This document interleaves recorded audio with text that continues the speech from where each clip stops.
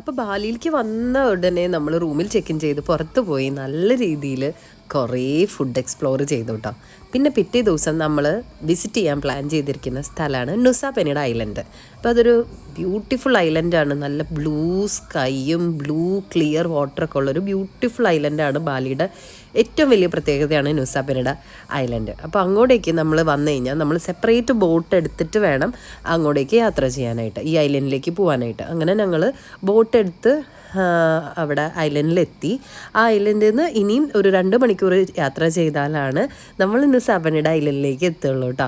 അപ്പം ഞാനും മിത്തുചേട്ടനും നല്ല മാച്ച് ബ്ലൂ ഡ്രസ്സ് ഇട്ടിട്ടാണ് ഈ ഐലൻഡിലേക്ക് പോയത്. ഈ ഐലൻഡ് ചേർന്ന നല്ല 2 കളേഴ്സായി പോയി ഞങ്ങളുടെ രണ്ട് പേരുടെയും ഡ്രസ്സ് ഇട്ടാ. അത് എന്താ അറിയില്ല, അതുകൊണ്ട് ആ എടുത്ത ഫോട്ടോസൊക്കെ ഭയങ്കര ഭംഗിയായിരുന്നു. നിങ്ങൾ തന്നെ കണ്ടു നോക്കിട്ടോ ഈ ഐലൻഡും ഈ ഡ്രസ്സും.